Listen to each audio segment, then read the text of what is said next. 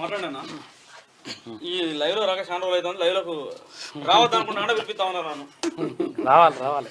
ఆంధ్రప్రదేశ్ లో మాత్రం clear cut గా కూటమి అభ్యర్థులు 121 స్థానాలలో ముందంజలో ఉన్నట్టు తెలుస్తా ఉంది. క్లియర్ కట్ గా కేసినేని చిన్ని కూడా 13,000 ఓట్ల మెజారిటీతో మాత్రం ముందుకు వెళ్తా ఉన్నారు.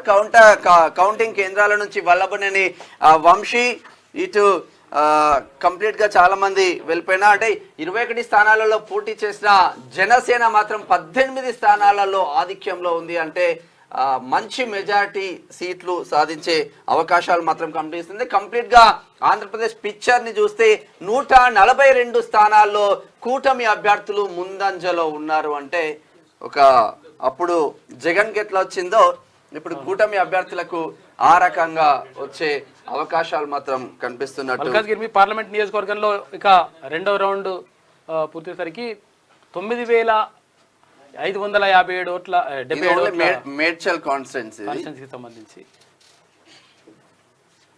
ఓవరాల్ అన్ని కంటోన్మెంట్ కూడా కాంగ్రెస్ వైపు వెళ్లే అవకాశాలు క్లియర్ పిక్చర్ గా కనిపిస్తుంది. అసెంబ్లీ కంటోన్మెంట్ బైపోల్ భారతీయ ఇప్పటి వరకు 6,000 ఓట్ల తేడాతో వెనుకంజలో ఉన్న ప్రధాని నరేంద్ర మోడీ ఈసారి 9,000 పైచీలకు మెజారిటీతో ఆధిక్యంలో వారణాసిలో ప్రధాని మోడీ ఆధిక్యంలో కొనసాగుతా ఉన్నాడు. 9,000 పైచీలకు ఓట్ల మెజారిటీ ఆధిక్యంలో.